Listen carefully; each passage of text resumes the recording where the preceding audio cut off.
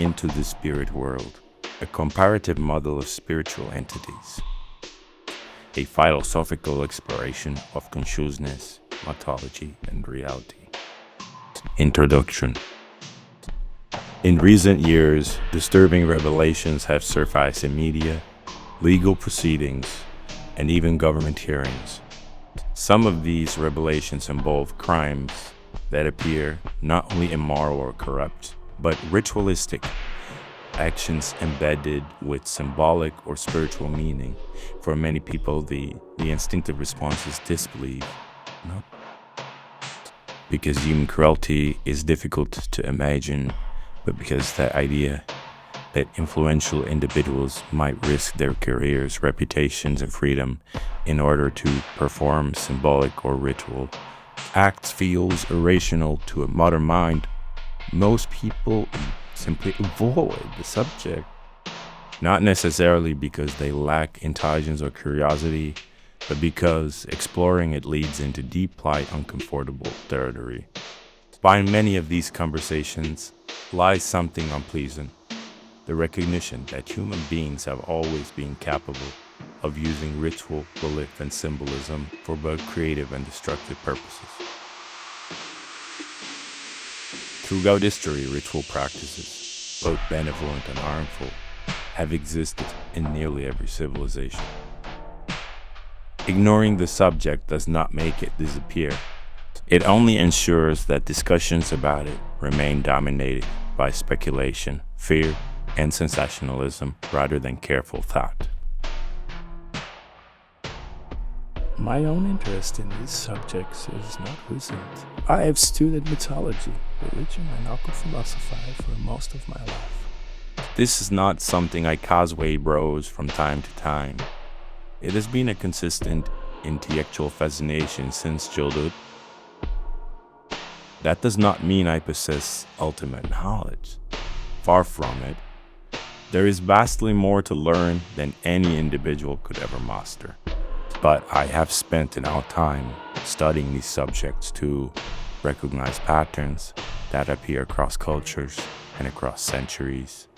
The purpose of this discussion is not to promote religious fanaticism or spiritual paranoia.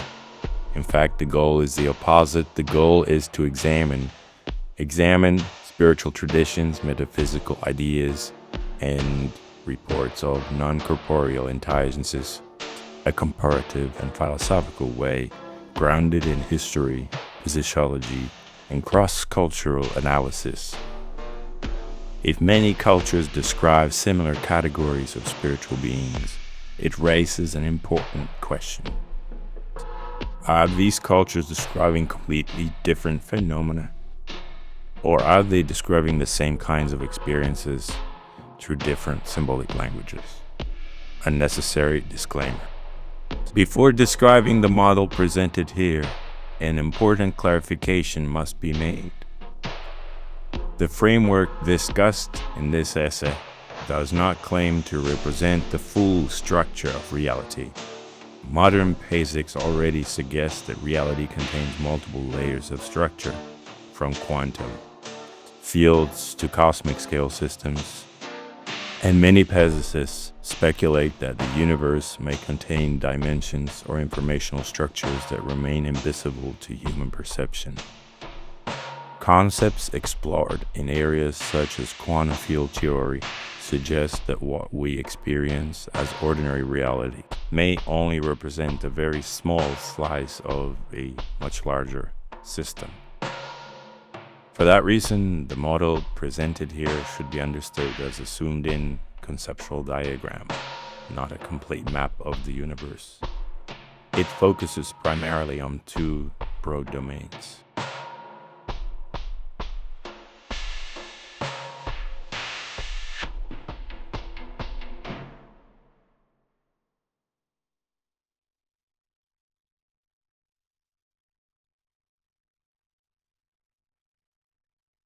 The corporeal world, the physical universe we inhabit, a proposed astral or informational domain where non-corporeal intelligences might exist. However, reality may contain far more layers than those discussed here. One might imagine an infinite stack of realities, each containing further structures within it. These stacks might extend endlessly, forming systems within systems. Reality may not simply be complex, it may be an infinitude within an infinitude, cross-cultural descriptions of spiritual entities. Many civilizations describe non-corporeal intelligences. Although the terminology differs, certain structural similarities appear repeatedly. To explore this pattern, we can examine three very different traditions. Abrahamic traditions. In Judaism, Christianity, and Islam, spiritual beings are typically organized into a group.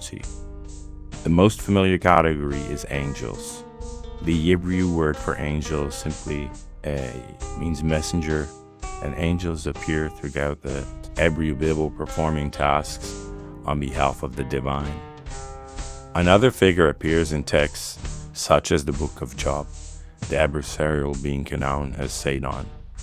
In early texts, this figure behaves more like a changer or prosecutor within a divine court rather than the later image of an ultimate being. Later traditions introduced the idea that some angels revived and became demons. This interpretation appears in things such as the Book of Enoch, which describes angels descending to earth and corrupting humanity. In this framework, angels and demons are often interpreted as the same type of being, exhibiting different behaviors or agencies. Yoruba spiritual tradition. The Yoruba religious system of West Africa presents a remarkably sophisticated cosmology. At the highest level exists Olodumare, the ultimate divine source. Below this source are divine intelligences, Kate Oriza. Examples include Elegua, guardian of crossroads and communication. Ogun, associated with metal, warfare, and technology. Shango, linked to thunder, leadership, and justice. Osun, connected with love, fertility, and rivers. Yemoja, associated with motherhood and the ocean. These beings are not simply messengers. They represent active intelligences governing natural and physiological forces. Interaction with them occurs through ritual, music, dance, and divination. Hindu philosophy. Hindu cosmology describes an even broader spectrum of spiritual beings. At the highest level exists Brahman, the ultimate reality underlying the universe.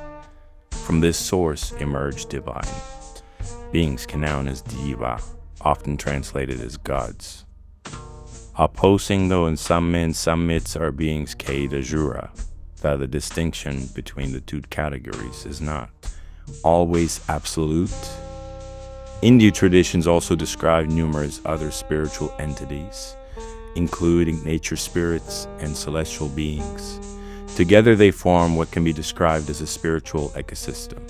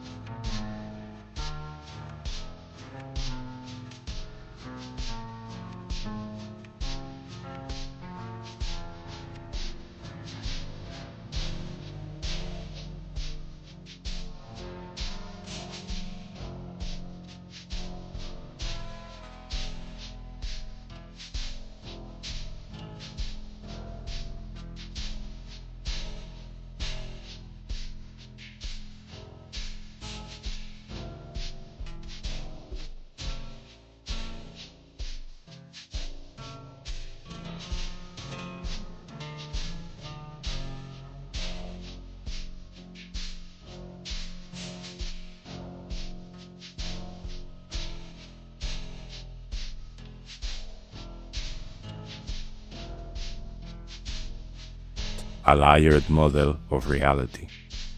To translate these traditions into a framework understandable to modern audiences, we can imagine reality as a layered system of increasing complexity and consciousness. Layer 1, the corporeal world. This layer represents the physical universe, level 1A atomic systems.